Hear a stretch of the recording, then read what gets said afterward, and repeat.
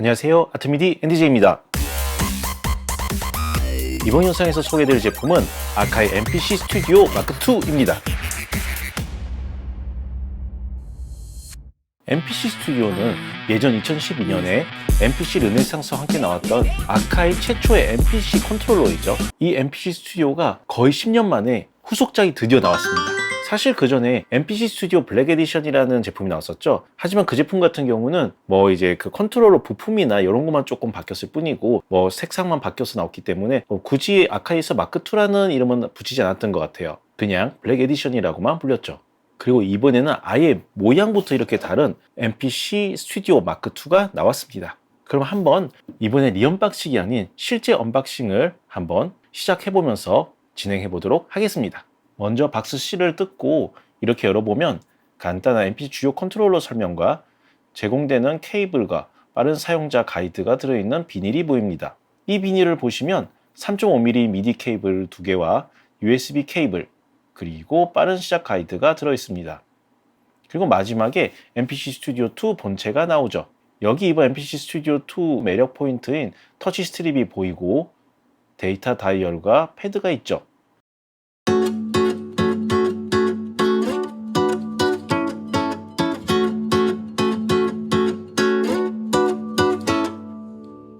제일 크게 바뀌는 부분은 이제 기존의 MPC 스튜디오나 아니면 다른 MPC들이 있었던 큐링크 노브들이 다 사라지고 여기 보이시는 이 터치 스트립 컨트롤 방식으로 바뀌었어요. 이 터치 스트립은 예전에 맥스라는 키보드 시리즈에 있는 그 페이더 대신 있었던 그 터치 스트립, 그리고 에이블턴 푸시에 정착됐던 그 터치 스트립에 이제 여기 좀 더 정확도를 위한 인디케이터들이 추가된 그런 터치 스트립입니다. 자, 그러면 요즘 핫한 MPC 라이브 2랑 한번 비교를 해볼게요. 우선 패드는 동일한 패드입니다.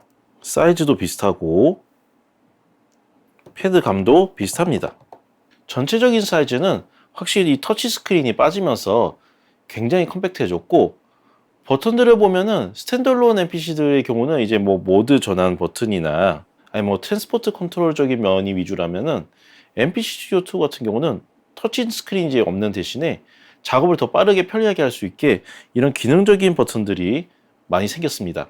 특히 샘플링을 더욱 편리하게 할 수 있게 이런 샘플 스타트 버튼이나 아니면 샘플 엔드 버튼, 줌 당기는 거, 이러한 기능들이 바로 버튼을 눌러서 실행할 수 있도록 되어 있고, 모드 전환도 패드를 통해서 바로 전환할 수 있도록 굉장히 이 공간 이용을 잘해서 나왔어요. 터치 스트립 역시 아직 사용은 안 해봤지만 굉장히 편리하게 순간적으로 파라미터를 전환할 수 있을 것 같아요. 혹시나 해서 MPC 라이브 2에 연결을 해봤는데 아쉽게 MPC 스탠드얼론 시리즈들의 컨트롤러는 쓸 수 없는 것 같아요. 그냥 컴퓨터하고만 연결해서 쓸 수 있는 것 같습니다. 그거 한번 설치를 해보시면은 MPC 스튜디오 2가 출시됐을 때쯤에 어느 분이 이제 제 댓글에 남겨주셨는데 MPC 2.10.1이 나왔다고 하셨는데 제가 테스트해보니까 실제로 MPC 업그레이드를 하라고 나오더라고요. 그러면서 설치 파일을 열어보면은 이 MPC 스튜디오 2도 설치할 수 있도록 그 드라이버 설치가 생겼어요. 그럼 한번 작동을 한번 해보겠습니다. 그리고 저는 튜토리얼 영상을 지금 만들려고 하는 건 아니고 정말 리뷰를 하기 위해서 써보는 거기 때문에 정확한 사용법이나 이런 거는 한번 아카이 공식 유튜브에 있는 MPC 마스터 클래스를 한번 참고해 보세요. 정말 자세하게 설명 잘 돼 있습니다. 그럼 한번 보시죠. 우선 처음 전원이 들어오면 이렇게 나옵니다.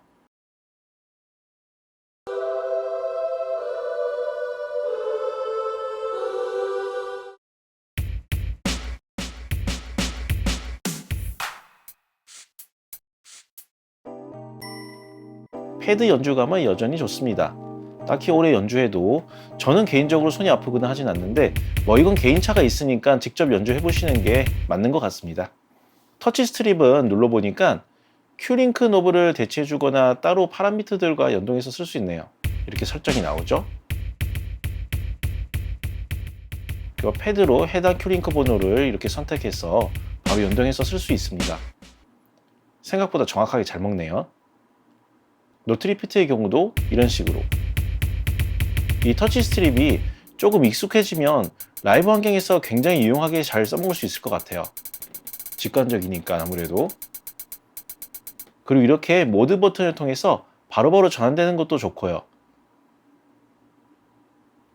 그럼 한번 비트 하나를 임의로 찍어 볼게요. 근데 메트로놈이 없네요.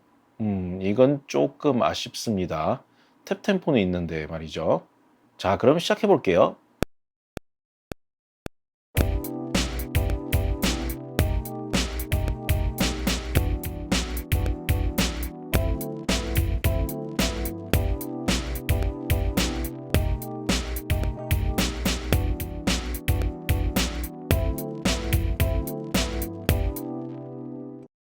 좀 절었어도 이해해 주세요. 한번 그럼 샘플을 추가적으로 가져와 볼게요. 샘플러에서 이렇게 샘플 열어주면 항상 큐링크에서 샘플 시작 설정 노브나 뭐 이런 거 찾는 게 짜증났는데 MPC 스튜디오 2 같은 경우는 여기 바로 버튼이 있어서 너무 편합니다. 차핑도 많이 쓰지만 저는 샘플을 통으로 쓰는 경우가 많았어요. 그럼 이 샘플을 찍어 놓은 비트에 맞춰 봐야겠죠?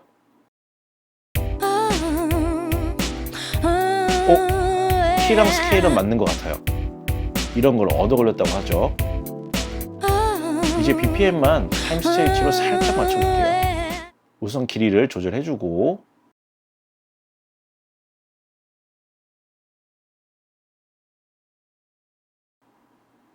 그럼 패드에 할당해주고 그리고 레코딩해서 추가하겠습니다.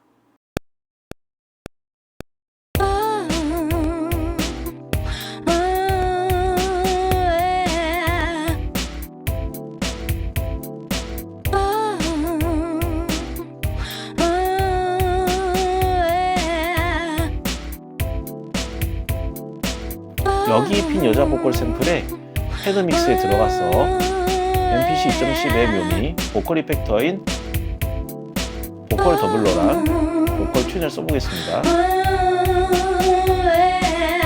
이런 식으로 만들어줄 수 있죠. 그리고 마지막으로 터치 스트립의 이펙터 중 로우 컷을 한번 불러와서 사용해 보겠습니다.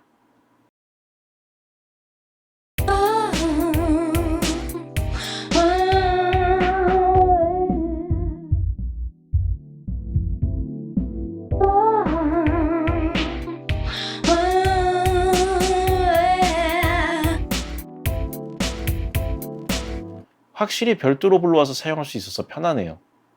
일단 대략 제가 한 몇 가지 1시간 정도 갖고 놀아봤는데 아까 제가 말씀드린 것처럼 좀 익숙해지려면은 저도 이제 아카이 본사에 있는 마스터 클래스를 좀 따라 해보면서 확실히 적응을 좀 해야 될 것 같습니다. 터치 스트립도 그렇고요. 그러면은 잠깐 써본 이 소감을 말씀드리면은 1. 명불허전 아카이 패드다.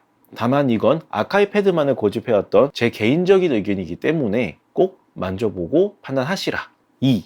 확실히 터치 스크린 때처럼 시원하고 큰 화면이 아니다 보니까 어쩔 수 없이 컴퓨터를 보면서 작업을 해야 한다. 이 작은 액정 같은 경우는 그만큼 글씨도 작고 해서 저처럼 노안이 오거나 하면은 이렇게 글씨 보면서 하기가 좀 어렵다.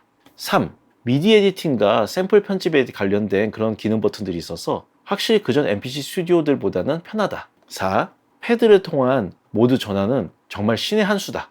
5. 이 터치 스트립과 이 터치 스트립에 대한 정보가 나오는 이 액정 덕분에 확실히 큐링크 노브들보다는 좀 더 직관적으로 사용이 가능하다. 특히 터치 이펙터 같은 경우는 따로 모드 들어가서 설정을 해줄 필요 없이 바로 여기서 별도로 불러와서 쓸 수 있기 때문에 정말 편리하다. 6. 한동안 넓적하고 큰 MPC들만 쓰다가 오랜만에 컴팩트하고 가벼운 이런 디자인이 나와서 랩탑이랑 같이 휴대하면서 사용하기가 굉장히 용이하다. 7. 어차피 컴퓨터로만 작업하실 분들한테는 스탠드얼론 MPC를 굳이 살 필요는 없고 이 MPC 스튜디오 2로 충분하다. 어차피 MPC 스튜디오 2에 MPC 소프트웨어 2가 같이 제공이 되고 그뿐만 아니라 MPC 2.10에 나온 모든 그런 훌륭한 가상악기들과 루프들이 전부 다 제공이 된다. 이렇게 7가지 의견이 제 결론입니다. 그럼 저는 좀 더 제품을 알아가기 위해서 좀 더 갖고 놀도록 페이드아웃 하도록 하겠습니다. 감사합니다.